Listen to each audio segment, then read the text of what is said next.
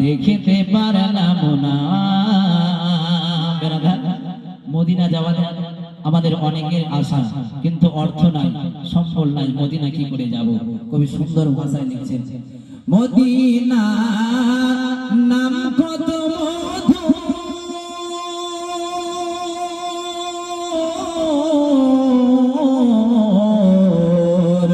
Medina নাম কত মধু, আর ওই মদিনা আছে বহু দূর, আর ওই মদিনার পথের ধুলি আমি, ওই মদিনার পথের ধুলি আমি মানতে পারলাম না।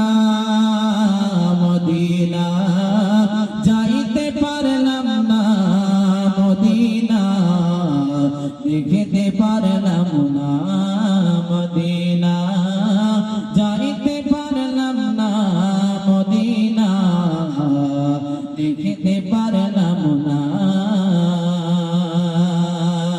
মদিনা যাইতে পারলাম না, মদিনা দেখিতে পারলাম না। যাই হোক মুআজ্জাজ সামিন কিরাম, পবিত্র কোরআন থেকে আয়াত কারিমা তেলাওয়াত করেছে। আল্লাহ রাব্বুল আলামিন বলেন, ওয়া ইন্নাকা লাআলা খুলুকিল আযীম। আল্লাহ পাক আল্লাহ তাবারক ওয়া তাআলা আমার নবীকে কেন্দ্র করে বলছেন, এ হাবিব, হে আমার বন্ধু, নিশ্চয়ই আপনি হচ্ছেন মহান চরিত্রের অধিকারী। জোরে বলুন সুবহানাল্লাহ। কি বলছেন? আমার আল্লাহ আমার নবী পাক সাল্লাল্লাহু আলাইহি ওয়াসাল্লামকে বলছেন, হে আমার বন্ধু, হে আমার দোস্ত, আপনি হচ্ছেন মহান চরিত্রের অধিকারী। এ বেরাদার, এবার আসুন একটু বোঝার চেষ্টা করি। এই সার্টিফিকেট কে দিলেন? আল্লাহ পাক দিচ্ছেন।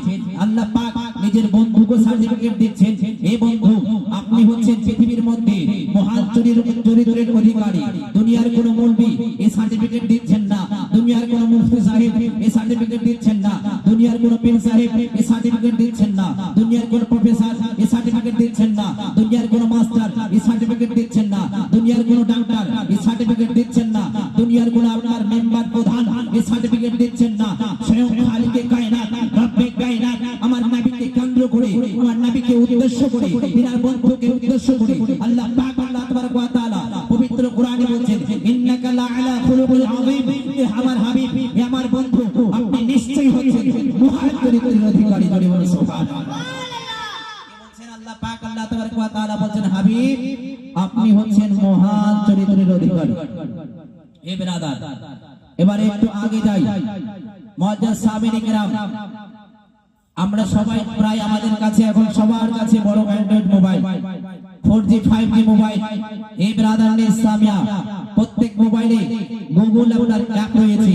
এই গুগলকে প্রশ্ন করলাম, হে গুগল, তুমি বলো পৃথিবীর মধ্যে নারে তাকবীর, নারে তাকবীর, নারে তাকবীর, নারে রিসালাত, নারে রিসালাত। মাস্ট বলছিলাম, এই গুগলকে প্রশ্ন করা হলো, হে গুগল, তুমি বলো পৃথিবীর মধ্যে সবচাইতে উত্তম মানুষকে, পৃথিবীর মধ্যে সবচাইতে আপনার সুন্দর মানুষকে, পৃথিবীর মধ্যে সবচাইতে উত্তম চরিত্রের মানুষকে। তো গুগলকে প্রশ্ন করার সাথে সাথে গুগল আপনার উত্তর দিচ্ছে, এই প্রশ্নকারী, এই সওয়াল করনে वाला, জানো, শোনো, জেনে নাও, পৃথিবীর মধ্যে সবচাইতে উত্তম আপনার চরিত্রের মানুষ হলো, পৃথিবীর মধ্যে সবচাইতে দামি মানুষ হলো, পৃথিবীর মধ্যে সবচাইতে উত্তম চরিত্রের মানুষ হচ্ছে মুহাম্মদ রাসূলুল্লাহ। সুবহানাল্লাহ। তো এই গুগল কার তৈরি? ইহুদিদের তৈরি।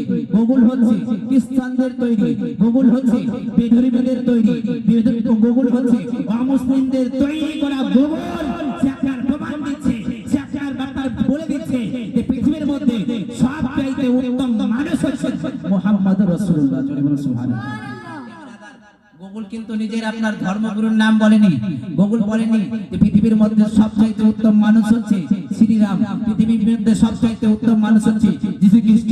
পৃথিবীর মধ্যে অন্যান্য হাজারো আপনার ধর্মগুরু রয়েছে, তাদের নাম বলছেন না। অথচ গুগল আপনার যিনি তৈরি করেছেন তিনি কিন্তু মুসলমান না, তিনি কিন্তু আপনার মেহমানদার না, তিনি আপনার বেধর্মী, তিনি আপনার ইহুদি। সে আপনার বলছে পৃথিবীর মধ্যে সবচাইতে উত্তম মানুষ হচ্ছে মুহাম্মদ রাসূলুল্লাহ। জোরে বলুন। এবার আসুন হযরতে মা আয়েশা রাদিয়াল্লাহু তাআলা আনহাকে জিজ্ঞাসা করা হলো, হে মা আয়েশা, আপনি বলুন আমার নবী পাকের চরিত্র কেমন ছিল? আমার মা আয়েশা রাদিয়াল্লাহু তাআলা আনহা বলেন, কানা খুলুকুল কুরআন। জোরে বলুন সুবহানাল্লাহ।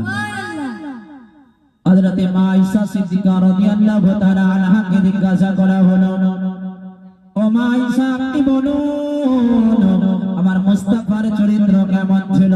আপনি একটু বলুন আমার মুস্তাফার আদর্শ কেমন ছিল? হযরতে মা আয়েশা রাদিয়াল্লাহু তাআলা আনহা বলেন, কানা খুলুকুল কুরআন। আমার মুস্তাফার চরিত্র ছিল হুবহু কুরআন। জোরে বলুন সুবহানাল্লাহ। হে বিরাদার, বোঝা গেল আমার মুস্তাফার চলা কুরআন, আমার মুস্তাফার বলা কুরআন, আমার মুস্তাফার ওঠা কুরআন, আমার মুস্তাফার যাওয়া কুরআন, আমার মুস্তাফার আসা কুরআন, আমার মুস্তাফার বলা কুরআন। এক কথাই নবী আমার যা করেছেন সমস্ত কিছু হুবহু কুরআন। এই বিরাদারনি সামিয়া, তো নবী পাকের সুন্দর আদর্শ, সুন্দর ব্যবহারে আপনার সার্টিফিকেট কে দিলেন? আমার মুস্তাফা, আমার আল্লাহ পাক, আল্লাহ তাবারক ওয়া তাআলা দিয়েছে। বিরাদার, অন্যান্য ধর্মের মানুষেরা আমার মুস্তাফার চরিত্র দেখে, আপনার সুন্দর ব্যবহার আদর্শ দেখে অন্য ধর্মের মানুষেরা কলমা পড়ে মুসলমান হয়ে যেত। এই বিরাদারনি সামিয়া, আজকে বর্তমানে ভারতবর্ষে আপনার কিছুদিন আগে একটা জঙ্গি হামলা হয়েছে না? যে বিরাদারনি সামিয়া, দেখুন মুসলমানদের মধ্যে মুস্তাফার চরিত্র নেই, আপনার মুস্তাফার দাড়ি নিয়ে, আপনার মুস্তাফার টুপি নিয়ে, আপনার ইসলামিক লেবাস নিয়ে আজকে মানুষ বিভিন্ন রকমের আপনার অপরাধমূলক কাজের মধ্যে জড়িত হয়ে তারা আপনার কি করছে? ইসলামকে বদনাম করার চেষ্টা করছে, ইসলামকে আপনার লাঞ্ছিত করার চেষ্টা করছে, ইসলামকে কলঙ্কিত করার চেষ্টা করছে। কসম খোদার মুসলমান, যদি কোনো ব্যক্তি আপনার ইসলামের লেবাস ধারণ করে, ইসলামের পোশাক পরিধান করার পরে অন্যায় কাজ করে, ব্যভিচার কাজ করে, আপনার অন্যায়মূলক কাজ করে, কসম খোদার মুসলমান, আমরা তাদেরকে সাপোর্ট করি না, আমরা তাদের পাশে দাঁড়াই না। কসম খোদার মুসলমান, ইসলাম তাদেরকে আপনার কোনো আপনার বিরাদারনি ইসলামে স্বীকৃতি দেয় না। এরা ইসলাম ধর্মের হতে পারে না, এদের কোনো ধর্ম হয় না। এটাই আমাদের ইসলামের বিরাদারনি ইসলামে আপন বিরাদারনি ইসলাম। আজকে বিরাদারনি ইসলাম ইসলামের লেবাস ধারণ করে বিরাদার অন্যান্য আপনার মাযহাবের মানুষদের, অন্য ধর্মের মানুষকে টার্গেট করে আপনার হত্যা করা হচ্ছে আর অপবাদ দেওয়া হচ্ছে মুসলমানদের উপরে। আজকে আমাদেরকে বলা হয় লুঙ্গি বাহিনী, অমুক বাহিনী, তমুক বাহিনী। এই বিরাদারনি ইসলামিয়া বিভিন্ন রকমের মন্তব্য আমাদের থেকে করা হচ্ছে। দাড়িওয়ালা দেখলে আপনার বিরাদারনি ইসলামিয়া রাস্তায় টর্চার শুরু হয়ে যায়, দাড়িওয়ালা দেখলে আপনার ট্রেনে আপনার টর্চার শুরু হয়ে যায়, দাড়িওয়ালা দেখলে পাশে আপনার টর্চার শুরু হয়ে যায়। সারা পৃথিবীতে নয়, সারা পৃথিবীতে আপনার একটাই চেষ্টা চলছে, ইসলামকে কিভাবে ধ্বংস করা যায়, ইসলামকে কিভাবে পৃথিবী থেকে মিটিয়ে দেওয়া যায়, ইসলামকে কিভাবে নিস্তেনাবুদ করা যায়। আমেরিকা চাইছে পৃথিবী থেকে ইসলাম ধ্বংস হোক, আপনার ফ্রান্স চাইছে পৃথিবী থেকে ইসলাম ধ্বংস হোক, আপনার ইসরায়েল চাইছে পৃথিবী থেকে ধ্বংস হোক, আপনার ভারত চাইছে পৃথিবী থেকে ইসলাম মুক্ত হোক।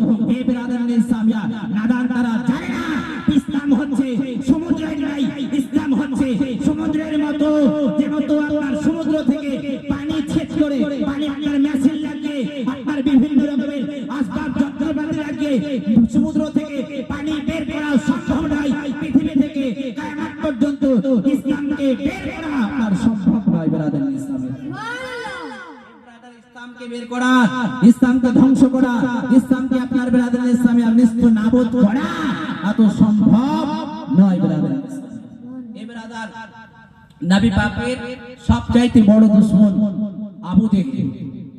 এই আবু জেহেল বিরাদারনি ইসলামিয়া দেখুন, ইনি কি ছিলেন? নবী পাক সাল্লাল্লাহু আলাইহি সাল্লামের সময়ে সবচাইতে বড় দুশমন ছিলেন আবু জেহেল। এই আবু জেহেল আবার নবী পাক সাল্লাল্লাহু আলাইহি সাল্লামকে চিরতরে মিটাবার জন্য, চিরতরে আপনার ধ্বংস করার জন্য, চিরতরে ইসলামকে মিটাবার জন্য, চিরতরে ইসলামকে পৃথিবী থেকে নিস্তেনাবুদ করার জন্য একটা প্ল্যান করলেন। কি করা হবে? যে মুহাম্মদ সাল্লাল্লাহু আলাইহি সাল্লামকে পৃথিবী থেকে আপনার কি করে দেব? বিদায় করে দেব। কি করলেন?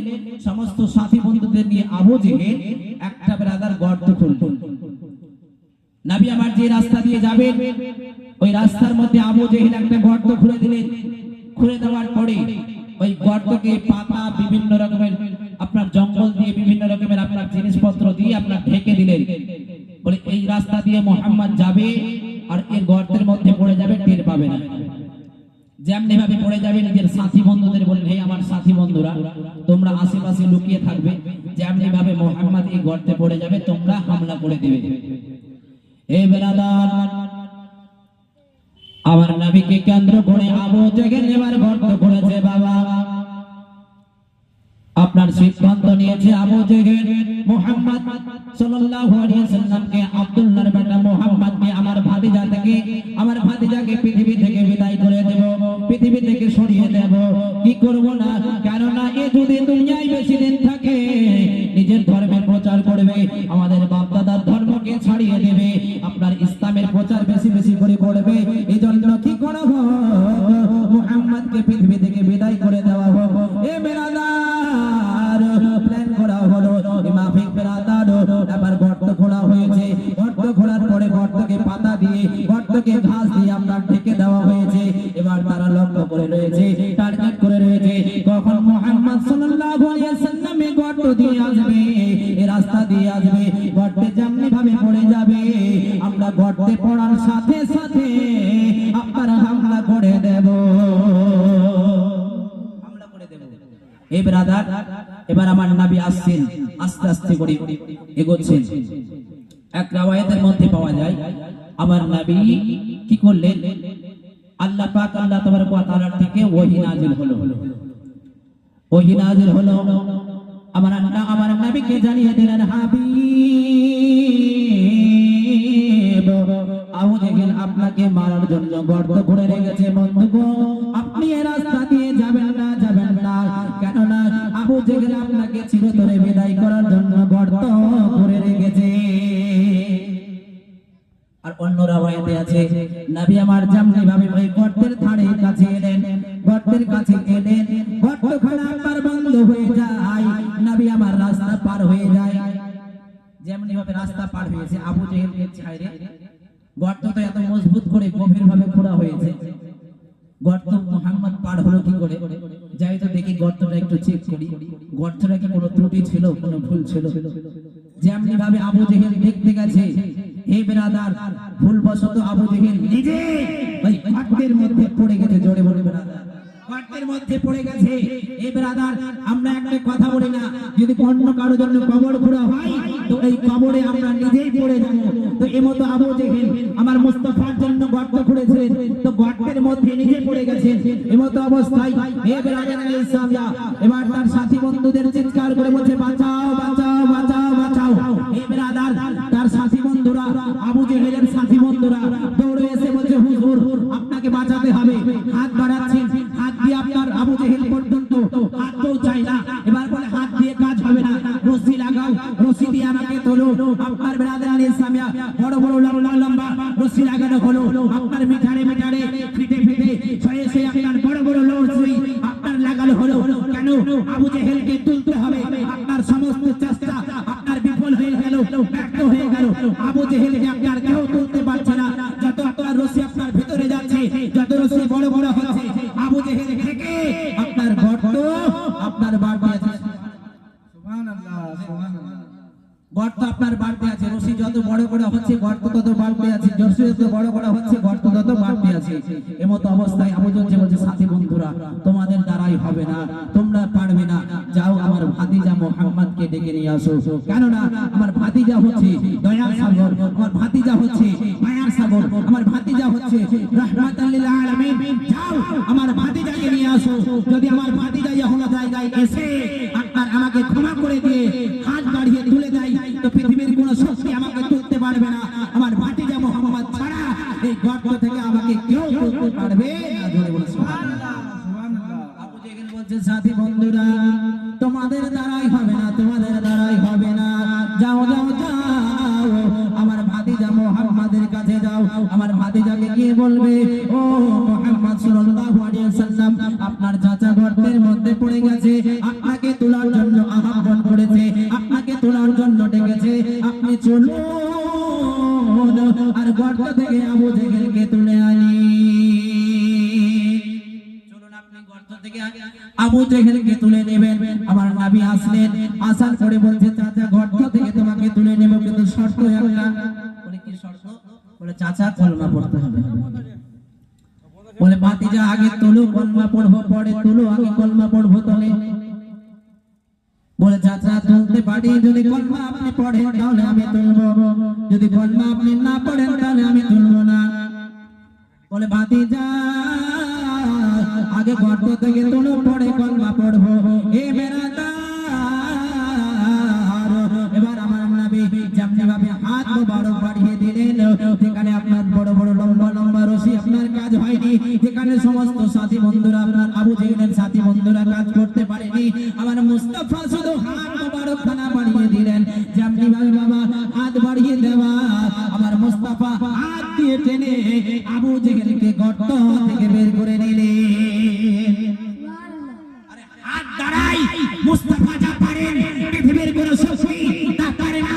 আবু জেহেল নিজেও বলেছিল, হে বন্ধুরা, হে সাথীরা, তোমাদের দ্বারাই হবে না, কারণ পৃথিবীর কোন শক্তি পারবে না, পৃথিবীর কোন তাকত পারবে না, পৃথিবীর কোন অনুমান তার পাওয়ার পারবে না।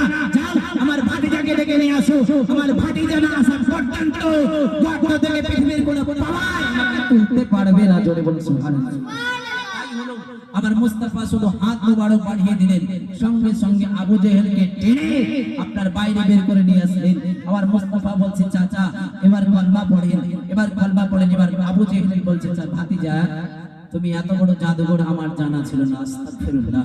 এই বেরাদার ইসলামিয়া দেখুন, আবু জেহেল বিশ্বাস করত, বলার উদ্দেশ্য একটাই, আবু জেহেল বিশ্বাস করত, আবু জেহেল বেরাদার ইসলামিয়া সে জানতো, আবু জেহেলের বিশ্বাস ছিল নবী আমার যা